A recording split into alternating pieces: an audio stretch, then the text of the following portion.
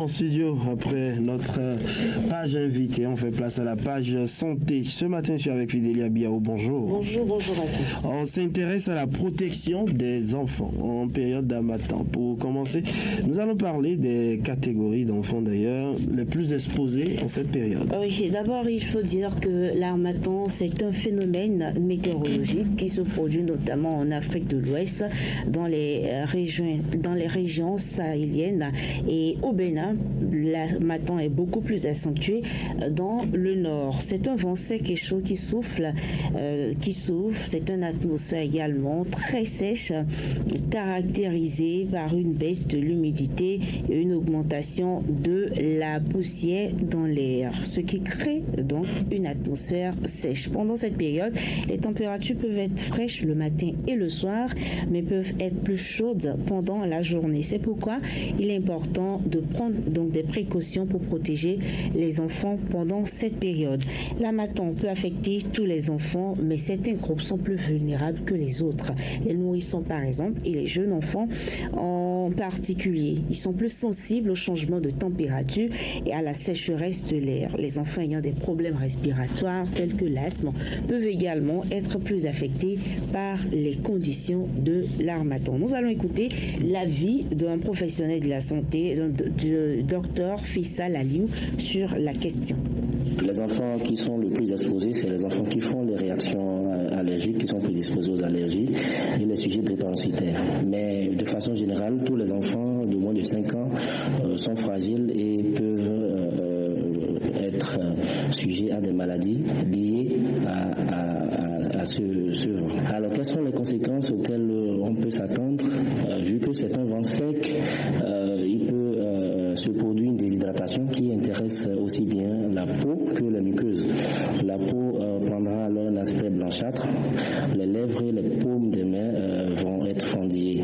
Les muqueuses nasales et buccales aussi ne sont pas épargnées, elles vont être sèches, elles vont se déshydrater et secondairement s'irriter et s'enflammer. Deuxième groupe de conséquences qu'on peut avoir, c'est le coup de froid qui peut survenir du fait des variations extrêmes de température. Le troisième groupe de complications, c'est bien sûr les infections respiratoires et les allergies qui sont en rapport à l'exposition aux microbes et à la poussière transportée par le vent du harmattan.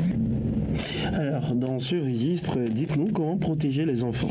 Pour protéger les enfants, René Soglo, pendant la période de l'harmattan, il faut s'assurer de faire notamment d'avoir quelques comportements que nous avons pu identifier. Par exemple, habiller les enfants appropriément. Assurez-vous que vos enfants portent des vêtements légers mais qui couvrent tout leur corps pour les protéger du soleil et de la poussière.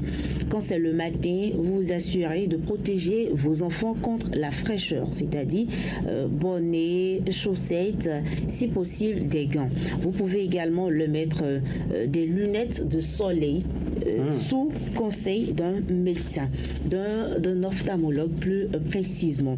Il faut hydrater régulièrement les enfants parce que l'harmattan peut provoquer une déshydratation. Donc, assurez-vous que vos enfants boivent suffisamment d'eau tout au long de la journée. Si vous avez des enfants qui n'aiment pas prendre beaucoup d'eau, vous pouvez leur donner le fruit de saison, la pastèque. Protégez les enfants, protégez leur voie respiratoire. Utilisez par exemple un humidificateur, les sérums salés pour maintenir l'humidité dans les narines de l'enfant et également à la maison. Il faut faire tout possible pour garder l'humidité quand vous habitez une cour et qui n'est pas cimentée, qui n'est pas pavée et tout.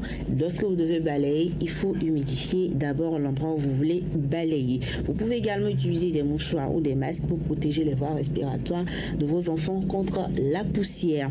Évitez les activités en plein air au moment les plus chauds, c'est-à-dire dans l'après-midi. Essayez de planifier les activités avec les enfants, surtout en week-end, tôt le matin ou carrément en fin d'après-midi, lorsque les températures sont plus douces. Et là, Là encore, n'oubliez pas d'habiller appropriément les enfants. Il faut régulièrement nettoyer les surfaces. La poussière de l'harmattan peut s'accumuler rapidement dans votre chambre, dans la chambre à coucher des enfants. Veillez donc à nettoyer les surfaces à l'intérieur de votre maison pour réduire l'exposition à la poussière. Alors, quand les conséquences surviennent, que faut-il faire? Face aux conséquences de l'harmattan chez les enfants, il est important d'abord d'être attentif et de savoir que ça, c'est une conséquence de l'harmattan et prendre des mesures nécessaires pour protéger votre progéniture. Si vous remarquez des symptômes tels que des problèmes respiratoires, une toux qui persiste ou une peau sèche et irritée chez l'enfant pendant la période de l'harmattan, nous vous recommandons de consulter un médecin de la santé, un professionnel de la santé, un médecin, un pédiatre précisément, comme c'est un enfant. Ce pédiatre pourra donc vous fournir des soins appropriés et donner des conseils supplémentaires pour gérer les effets de l'harmattan sur la santé de votre enfant. Mais il est toujours préférable de prendre des précautions pour protéger l'enfant et demander également l'avis d'un professionnel de la santé. Alors, c'est bon? Vous avez des conseils encore? Oui, bien sûr. Si vous êtes parent, vous devez savoir que votre rôle, c'est de protéger l'enfant. L'enfant a droit à la protection. Et si vous êtes papa ou maman, vous devez donc savoir que vous ferez tout possible pour assurer le confort et le bien-être de l'enfant en cette période. En prenant des précautions nécessaires, en les hydratant, en les habillant de manière appropriée.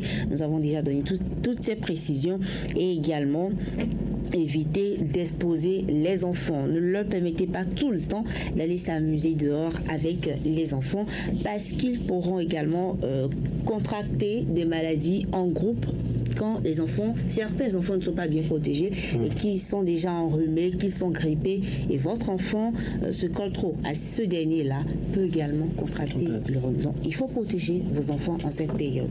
Merci à vous, Fidélia Biaou. On vous raccompagne à travers ce micro-trottoir.